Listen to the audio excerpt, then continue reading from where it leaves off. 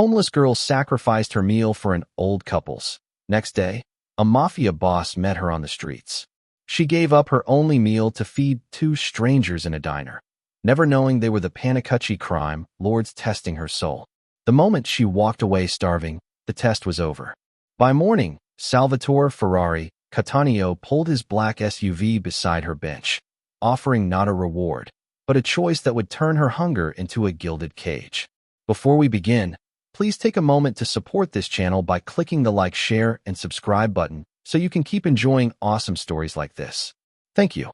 This is Brenda Schock, 25 years old, a former architecture student swallowed by the shadows of Lower Manhattan. Tonight, she's about to make a choice that will end her life and begin it. The elderly couple at Table 9 in O'Malley's diner, Vincenzo and Carmela Panicucci, are digging through empty pockets, looking utterly desperate. They are the untouchable heads of a powerful syndicate, and they are here on purpose. As Brenda approaches with her own dinner, a stack of pancakes she saved 3 days to afford, she has no idea she's walking into an ambush. The old man's frail, desperate eyes aren't just grateful, they're calculating. The woman's antique rosary is less for prayer and more for execution. One act of kindness, two powerful mobsters in disguise, a destiny she can't escape. But let me take you back to where this all began. Because to understand why what happens next is so terrifying, you need to see what Brenda Schock's life was really like. 6 a.m. The alarm clock beside Brenda's sleeping bag doesn't work because it's a discarded piece of rebar. Her body just knows when the steam vent under the Brooklyn Bridge is about to shut off. She rolls out of the cardboard shell she's slept in since her eviction. The same cardboard that protects her Pratt Institute degree, now laminated in packing tape. The concrete floor is cold as she tiptoes past the other sleeping forms. She has to be gone before the sun rises, before the real people come out. Her world on the streets tells its own story. Her worn, patched jacket has faded to the color of old newspapers. The soles of her boots are held on with duct tape. But she keeps her backpack clean, spotless even. Because being homeless doesn't mean giving up, she always tells herself. Brenda pulls on the same jeans she wore yesterday. Checks her pocket for her roll. $10.48. Enough for one meal at O'Malley's. Not enough for a second. That's okay. She's gone longer on less. The walk to the recycling center takes her through neighborhoods that tell different stories. Past the luxury high-rises in Battery Park she once dreamed of designing. Past the soup kitchen line she's too proud to stand in. Past the abandoned lots where desperation hangs in the air. Which brings us to 1:15 a.m. at O'Malley's diner. The pancakes represent more than food. They represent dignity. But as she reaches for her tray, something makes her stop. Table 9. The couple is soaked. The waiter is impatient. She hears their story, broken down Cadillac, stolen phones, no money. The waiter's voice is hard. Sir, we don't take collateral. Vincenzo, his voice shaking, is offering his watch. Carmela is crying softly. Brenda looks at her pancakes. Then she looks at them.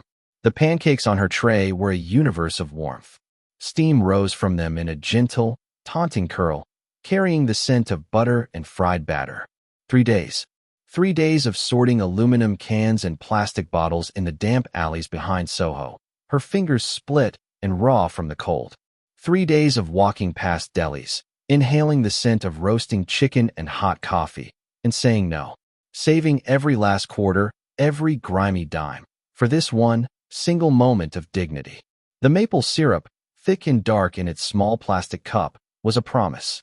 Her stomach cramped, a hollow, aching protest. It knew, just as her mind did, that this was her only food for at least 24 hours. Maybe 48. She looked back at Table 9. The old woman, Carmela, was weeping. Not loudly. It was the other kind of crying. The silent, shoulder-shaking kind that came from a place of absolute, bottomless humiliation. The old man, Vincenzo, stared at his own liver-spotted hands on the tabletop, his dignity stripped bare by the waiter's cold, impatient stare. Brenda knew that stare. She lived under the weight of that stare every second of every day. It was the look from the bodega owner when she had to count out pennies for a stale roll. The look from the cop who told her to move along from a warm steam vent. It was the look that said, "You are worthless. You are a problem to be solved, a piece of trash to be swept away." The waiter, A stiff young man in a clean white vest embodied that contempt. "Sir, I've told you," he said, his voice loud enough for the other late-night patrons to turn. "We don't take collateral. You'll have to come back tomorrow and settle up." Come back tomorrow. As if it were that simple. Brenda watched Vincenzo flinch, his hand pulling back from the antique gold watch he'd been offering. Carmela's small, quiet sob was a knife twist. They're just people, Brenda thought, the rational part of her brain fighting a losing battle. Old, scared, and trapped. They are not your problem. The gnawing hunger in her stomach screamed at her. Eat. Survive. You owe them nothing. But the tremor in Carmela's hand, the way she clutched that little rosary, that was Brenda's problem. It was the problem of every decent person who sees another human being erased in public. The battle lasted only a second, but it cost her everything. Her hunger lost. Her survival instinct lost. Only empathy won. Her legs felt heavy as she slid off the stool, the worn rubber soles of her boots squeaking on the slick linoleum floor. The sound was deafening in the suddenly quiet diner. She picked up her tray. The weight of it, the pancakes, the small cup of coffee, the plastic-wrapped utensils, felt impossibly heavy. She walked the few steps to table 9. The waiter turned, annoyed, about to shoo her away. Vincenzo and Carmela looked up, their faces a mask of confusion and fear, seeing only her patched jacket and worn backpack. "Sir," Brenda said, her voice hoarse from disuse. She spoke to the waiter, not the couple. She couldn't look them in the eye, or she'd lose her nerve. She placed her entire tray on their table, right next to Carmela's shaking hands. Then, she dug into the pocket of her jeans and pulled out her entire net worth, a crumpled $10 bill and a handful of coins. $10.48. She placed it all on the table, the coins making a small, sad clatter. "This one's on me," she said, her voice gaining a sudden, sharp clarity. "It covers their bill and a cab. Get them home safe." Silence. The waiter stared, his jaw slack, his professional contempt momentarily shattered by pure, unadulterated disbelief. He looked from the dirty, homeless girl to the pristine, uneaten pancakes, to the pile of crumpled money. Vincenzo's head snapped up. His desperate eyes were gone, replaced by a flash of genuine, sharp shock that was almost piercing. Carmela's hand flew to her mouth. "Oh, my dear girl," she whispered, her voice trembling for an entirely new reason. No, we couldn't possibly. That's your food." Brenda finally looked at them, her gaze level. She saw 2 old, frail people. Nothing more, nothing less. "Please," she insisted, her voice gentle but firm, unbreakable. "It's already paid for. Just get home safe." She didn't want their gratitude. She didn't want their pity. She just wanted the horrible, crushing weight of their humiliation to be over. Before they could protest again, before the waiter could find his voice, Brenda turned. She pushed past the stunned waiter, her backpack bouncing lightly. She didn't run, but she walked quickly, her head down. She pushed the diner's glass door. The blast of cold, wet November air was a physical slap, stealing the last of the warmth from her body. The bell above the door chimed a sad, tinny goodbye. She stood on the rain-slicked pavement of 3rd Avenue, the neon O'Malley's sign buzzing above her, casting a sickly red glow on the wet concrete. Her stomach gave a violent, painful lurch. She had no food. She had no money. She had nowhere to go. She felt impossibly light, as if she'd just shed a terrible weight, but she was also terrified. The night ahead was a vast, cold, dark ocean, and she had just thrown away her only life raft. Brenda just made a choice she can never take back. But what if the person she helped wasn't a kind old man, but a monster in disguise? We all try to do the right thing, but in a world this dark, one good deed can be a death sentence. Subscribe now, so you never miss a story that shows you what's really hiding behind the masks people wear.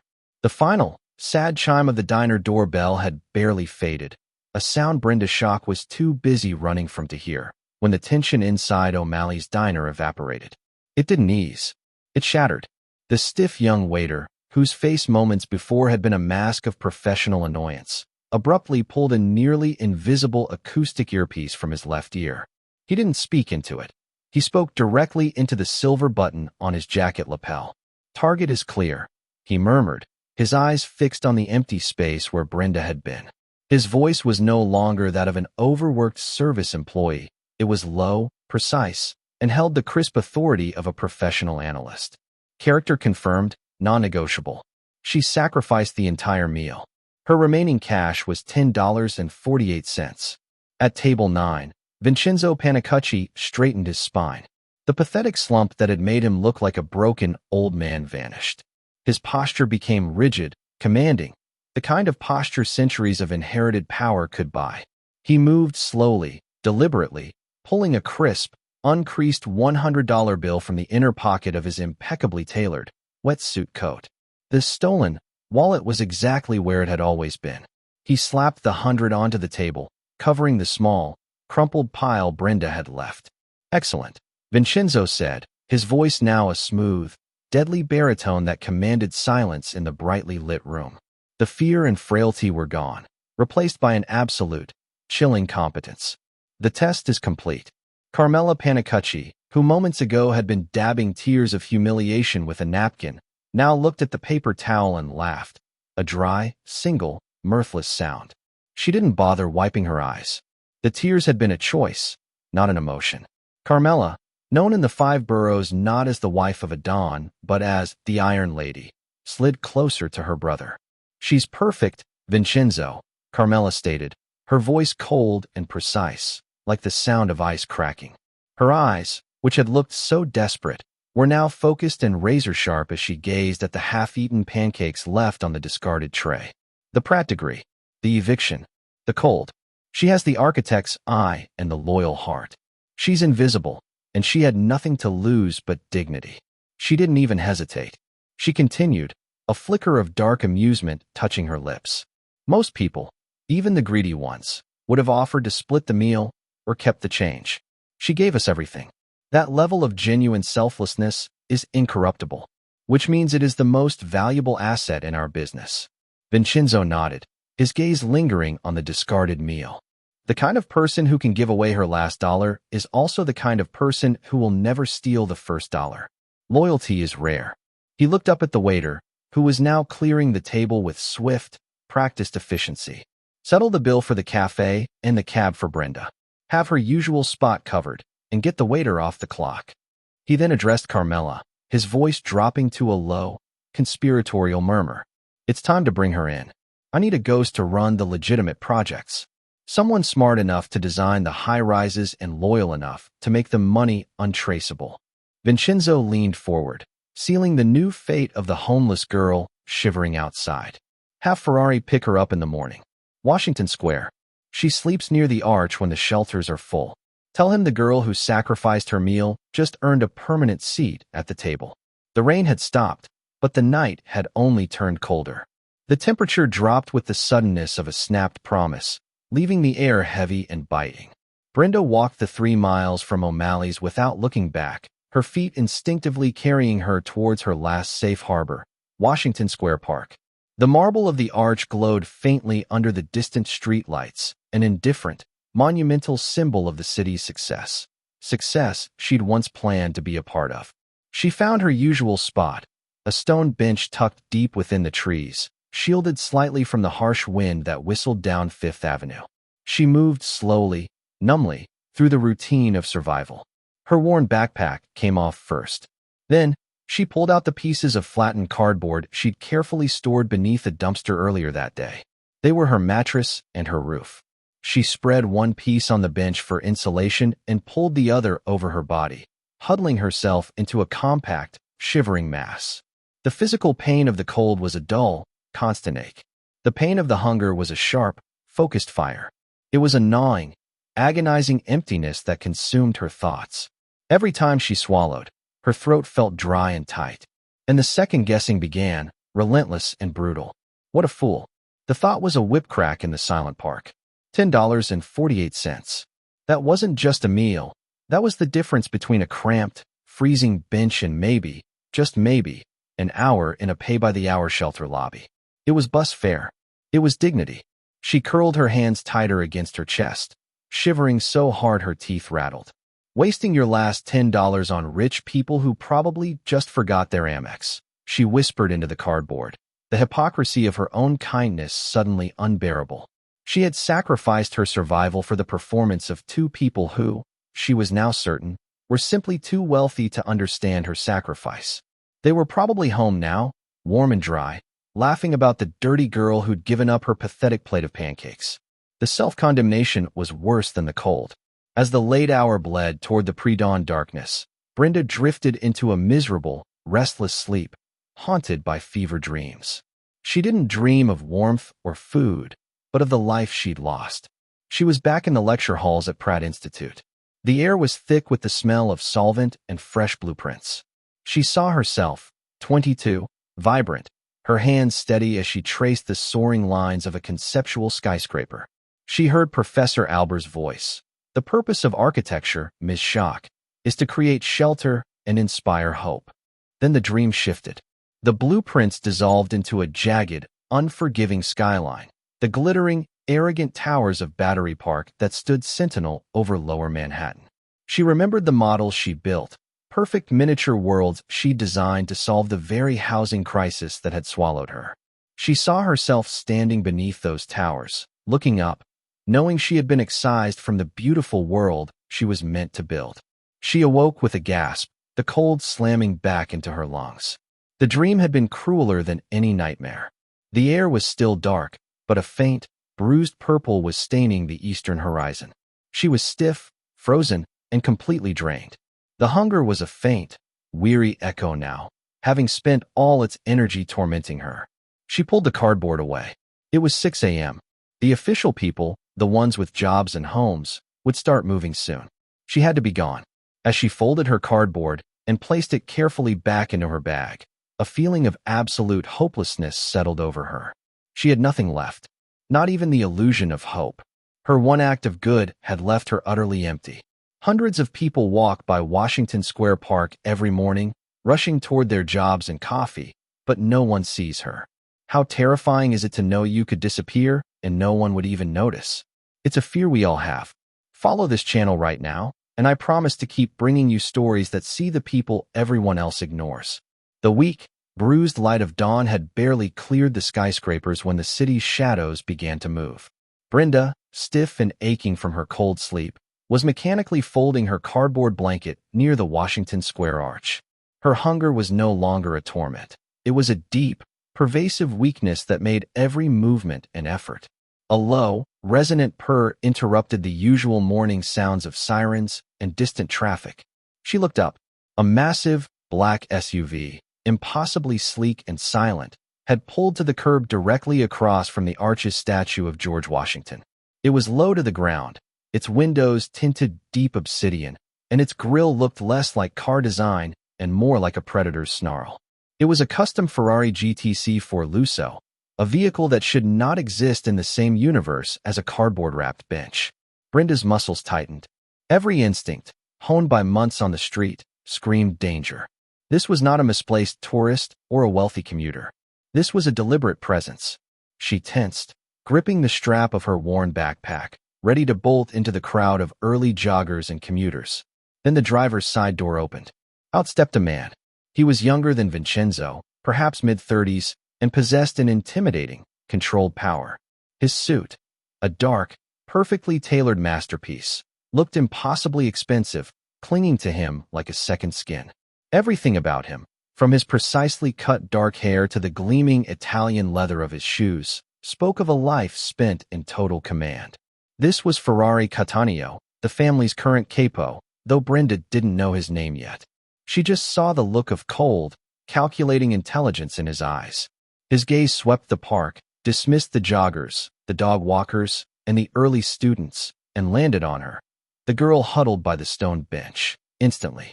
No hesitation. He didn't have to search. He knew exactly where she was. Sal walked directly toward her, moving with the quiet, effortless grace of a shark. He stopped a few feet away, close enough for Brenda to smell the faint, expensive scent of his cologne, which was sharp and clean, a startling contrast to her damp, stale air. "Brenda Schock," he said. It wasn't a question. It was a statement of ownership. His voice was a low, gravelly baritone, smooth and utterly devoid of warmth. Brenda's heart didn't just pound.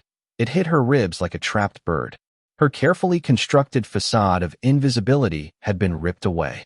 She was seen, and that, on the street, meant vulnerability. My aunt and uncle send their thanks, Sal added, a slight, predatory curve touching his lips. Brenda swallowed, trying to find a voice that wasn't choked with fear. Who are you? Sal didn't answer the question directly. He simply let his cold eyes calculate her, assessing her tremors, her patched jacket, and the exhaustion etched beneath her eyes. I am the man who is about to change your life, he replied. We know everything, Brenda. The casual dismissal of her privacy was paralyzing. He began listing her life, ticking off details like items on a cold invoice. Pratt Institute, class of 2023. Graduated summa cum laude. Student loan debt, $124,800. Evicted 6 months ago. He paused, letting the weight of her personal failures hang in the air between them. We know you sacrificed your only meal for my family last night. That was commendable and very, very foolish. Every word was a confirmation that she was completely exposed. Her intelligence, her debt, her desperation, and her singular act of kindness. All of it was data they had collected and weaponized against her. The elderly couple hadn't been lost. She had been found. He knows her name. He knows her secrets. A predator has just found her, all because she showed a moment of kindness. What if your past mistakes, your debt, your secrets, were all laid bare for someone to use against you? Don't be left unprepared. Hit that subscribe button to arm yourself with stories that teach you how to spot the danger before it's too late. Sal let the accusation that her kindness was foolish hang in the cold, thin air of the park. Brenda felt the truth of his words like a physical blow. She saw the calculation in his eyes. He wasn't judging her. He was pricing her. Without a word, Sal reached inside the breast pocket of his impossibly expensive coat and pulled out a thick, legal-sized manila envelope. It wasn't a cheap paper folder. It was heavy, weighted with the dense promise of cash. He tossed it onto the concrete bench beside her. It landed with a soft, heavy thud, startling a nearby pigeon and breaking the silence of the morning. Inside is $10,000, Sal stated, his voice flat, professional. Enough for a month at the Waldorf, clothes, and a bus ticket out of New York. Take it and vanish. You can be on the first train to Miami, change your name, start a new life. My family's debt is paid. Brenda stared at the envelope. It was salvation. It was food, warmth, and an escape hatch, a clean slate. It was everything she had sacrificed and more. But looking at the man who offered it, she felt a profound wave of nausea. This money was tainted, purchased with the lie of her compassion. She picked up the envelope, her hand trembling not from the cold, but from moral revulsion. She tossed it back onto the bench. I don't want your money, she said, the words rasping from her dry throat. She stood taller, summoning the last ounce of her former student dignity. I don't do whatever this is. I just wanted to help 2 old people. A genuine, chilling smile spread across Sal Panicucci's face. It wasn't the smile of a happy man, but the satisfied, predatory expression of an angler who had just watched the fish bite the hook.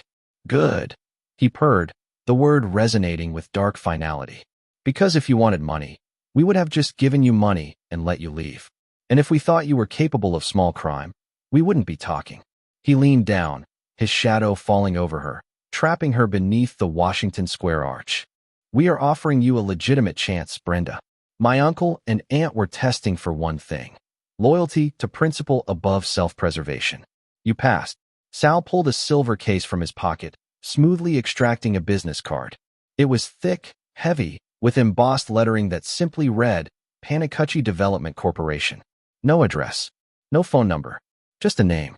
My uncle needs someone smart, clean, and fiercely loyal to manage his real estate portfolio. Not the construction, not the unions. The money, the land, the permits. His voice dropped to a low, conspiratorial whisper, cutting through the park noise. You will be our ghost. You have the education. You have the intellect. You have the invisibility of someone who knows how to survive outside the system. You will design the buildings, manage the permits, and ensure the money is untraceable. Brenda's mind raced, connecting the threads.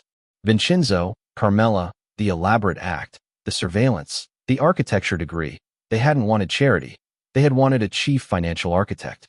Your first project, Sal said, gesturing vaguely toward the south, toward the glittering glass of the financial district. The largest luxury high-rise in Battery Park. A tower you once dreamed of building, but now you will build it for us. He tilted his head, his cold eyes gleaming. Your payment, a salary you can't imagine. A life free of debt and cold.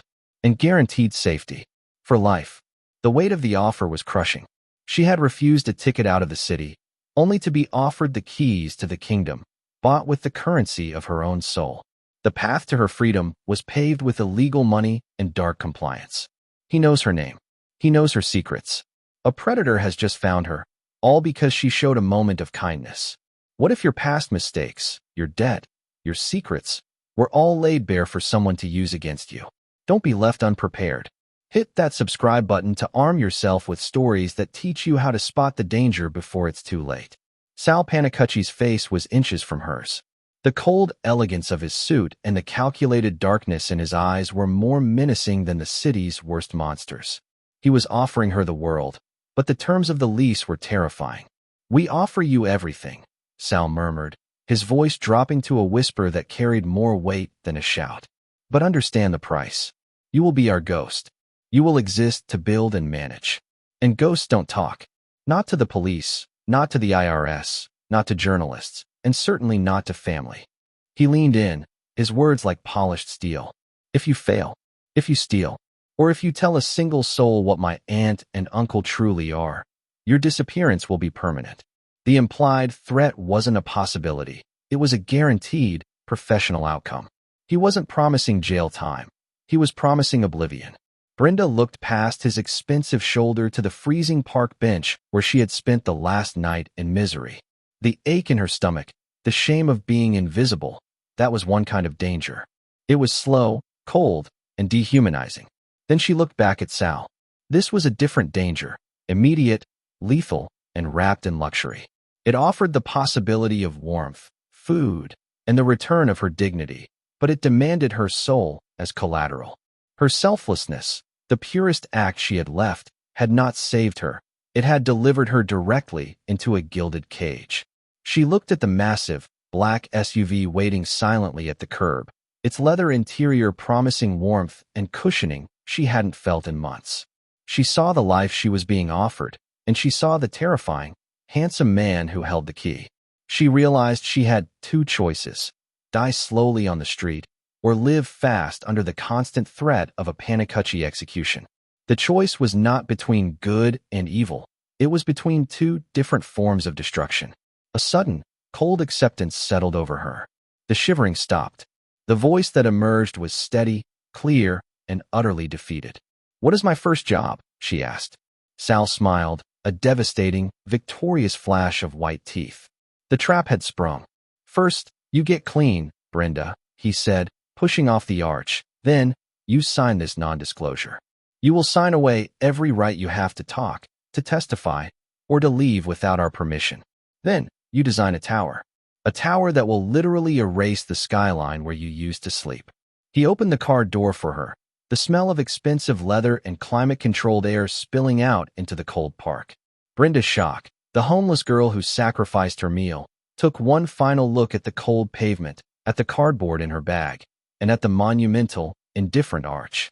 She stepped off the cold stone and into the luxurious, warm confines of the Ferrari. She had traded her freedom for security. She's in the car. The trap is sprung. She's trapped in a gilded cage, and the door just slammed shut. Are you sure you'd make a different choice? When you're desperate, any rescuer looks like a hero, even when he's a devil. You have to subscribe, or you might miss the one video that could save you from making the same mistake. The Ferrari GTC4 Lusso was a cocoon of warmth, speed, and silence. As the black, tinted windows blurred the transition from the freezing park to the bustling city streets, Brenda Schock felt the first physical pangs of change. It was a dizzying rush of conflicting sensations, the luxurious scent of leather competing with the stale smell of the damp cardboard still clinging to her coat, the comfortable seat pressing against muscles still tense from her sleepless night. Sal drove her not to a dingy apartment, but to the Waldorf Astoria in Midtown. She was whisked, not through the lobby, but through a private service entrance, up to a magnificent suite that felt vast, silent, and intimidating. The transformation began immediately, a sterile, choreographed whirlwind. A quiet, professional doctor arrived first, administering fluids and a high-calorie nutrient shake. Then came the stylist, who silently cut away the matted hair and handed her a plush, pristine white robe. The 15 minutes she spent under the relentless, stinging hot water of the marble shower was the longest period of continuous, clean warmth she had experienced in months. When she emerged, she felt lighter, cleaner, but also strangely alien in her own skin.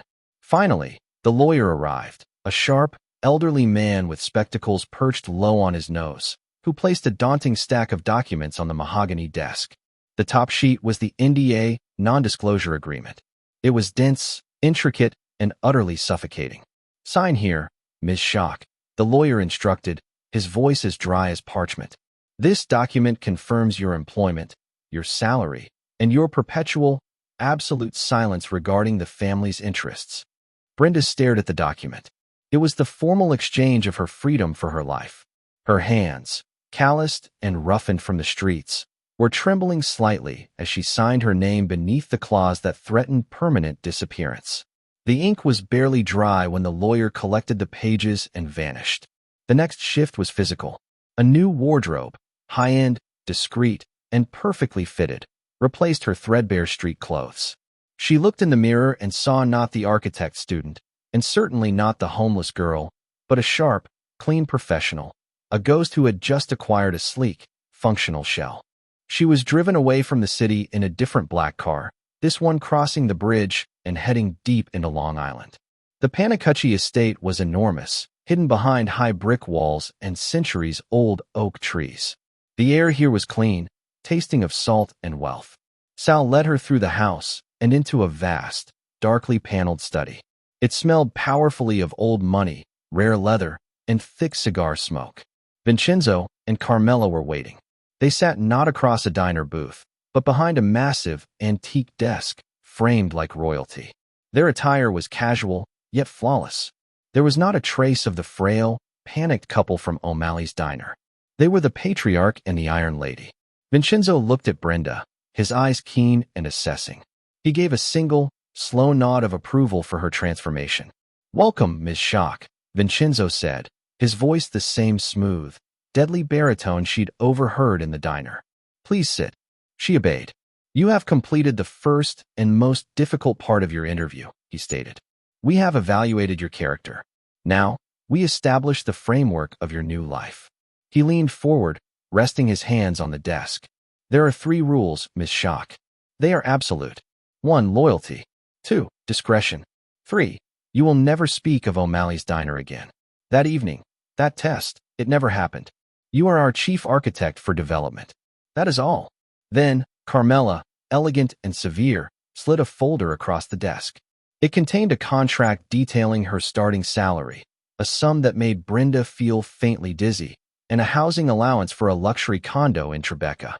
"This is your new life," Carmela said, her voice entirely devoid of the warmth she'd feigned in the diner.